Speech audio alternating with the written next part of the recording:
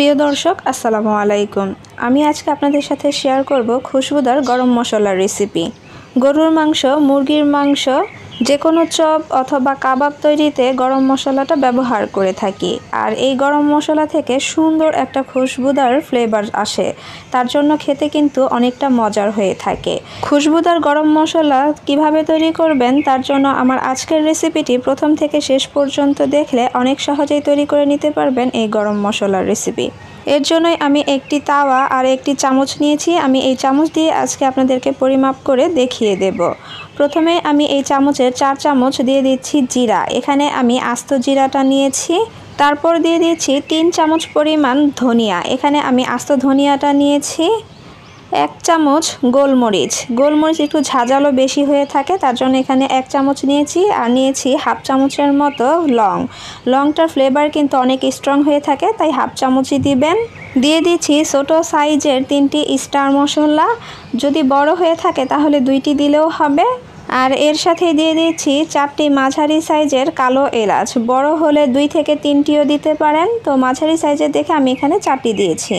1 চামচ দিয়ে দিচ্ছি ছোট এলাচ। সাথে দিচ্ছি দারচিনি। এখানে আমি বড় সাইজের 3টি দারুচিনি নিয়েছি, দেখতে পাচ্ছেন। একটু ছোট হলে আপনারা আপনাদের আন্দাজ অনুযায়ী দিয়ে নিতে পারেন। আর নিয়েছি জত্রি। এখানে আমি 10 টাকার জত্রি নিয়েছি। আর নিয়েছি 2টি মাঝারি সাইজের জয়ফল। জয়ফলটাকে এর উপরের যে শক্ত অংশটা, এটাকে আমি একটু বাড়ি দিয়ে ফেলে দিচ্ছি। এই অংশটাকে, ভিতরে যে অংশটা থাকে সেই অংশটাকে আমি একটু গুঁড়ো করে নিয়েছি। আর এভাবে করে আমি 2টাই কিন্তু নিয়েছি। এখানে আপনারা যদি একটু বড় সাইজ নেন তাহলে একটা নিলেও হয়ে যাবে। সাথে দিয়ে দিচ্ছি 4টি তেজপাতা মাঝারি সাইজের। আর দিয়ে দিচ্ছি 5টি শুকনো মরিচ।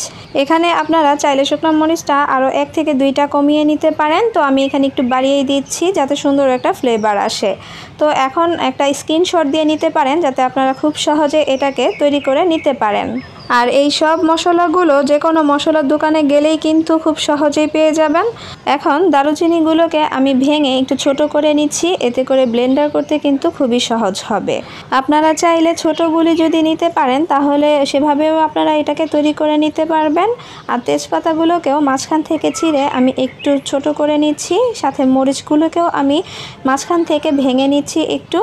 এখন এগুলোকে সব একত্রে মিশিয়ে ফেলবো। তো আমি এভাবে করে অনবরত নেড়ে চেড়ে মিশাতে থাকবো আর এটাকে ভাজতে থাকবো। এর জন্য আমি এই তাওয়াটাকে নিয়ে প্রথমে চুলায় বসিয়ে দেব। তো চুলার আঁচ লোতে করে দিয়ে তারপর এই মশলাগুলোকে ভেজে নিতে হবে। অনবরত নেড়ে চেড়ে মশলাগুলোকে ভেজে নিতে হবে। আর খেয়াল রাখতে হবে যাতে মশলাগুলো পুড়ে না যায়। আর 3 থেকে 4 মিনিট পরে এই মশলাগুলো থেকে খুব সুন্দর একটা ফ্লেভার চলে আসবে। যখন ফ্লেভার চলে আসবে তখনই বুঝতে হবে যে মশলাগুলো ভাজা হয়ে গিয়েছে। তো আমি এটাকে অনবরত নেড়ে চেড়ে কিন্তু ভেজে নিয়েছি। আর দেখতে পাচ্ছেন মশলাগুলো কিন্তু একদম পুড়ে যায়নি। এ পর্যায়ে চুলা অফ করে দিয়ে আমি মশলাগুলোকে নামিয়ে নিচ্ছি। আর নামানোর সাথে সাথে আমি একটি প্লেটে ঢেলে নিচ্ছি। এতে করে মশলাগুলো আর পুড়ার সম্ভাবনা থাকবে না। মশলাগুলোকে এখন ঠান্ডা করে নিতে হবে। ঠান্ডা হয়ে গেলে মশলাগুলো একটি ব্লেন্ডার জারে নিয়ে নিতে হবে। আমি মশলাগুলোকে 2 বারে ব্লেন্ডার করে নিচ্ছি। চাইলে আপনারা একবারও ব্লেন্ডার করে নিতে পারেন, আবার চাইলে পাটায় বেটেও এটাকে সুন্দরভাবে গুঁড়ো করে নিতে পারেন। আমি ব্লেন্ডারে এটাকে গুঁড়ো করে নিচ্ছি। তো সম্পূর্ণ মশলাটাকেই কিন্তু আমি এখানে গুঁড়ো করে নিয়েছি। দেখতে পাচ্ছেন দেখতে কতটা সুন্দর লাগছে আর অনেকটা সুন্দর কিন্তু ঘ্রাণ বেরিয়েছে। এ পর্যায়ে আপনাদের কাছে মনে হতে পারে যে একটু দানা দানা আছে, সেক্ষেত্রে চাইলে আপনারা এটাকে চেলে নিতে পারেন। তো আমি এটাকে এভাবেই রাখবো। এখন একটা এয়ারটাইট বক্সে এটাকে ভরে নেব। আর এই এয়ারটাইট বক্সে রেখে আপনারা 6 মাস পর্যন্ত এটাকে সংরক্ষণ করতে পারবেন।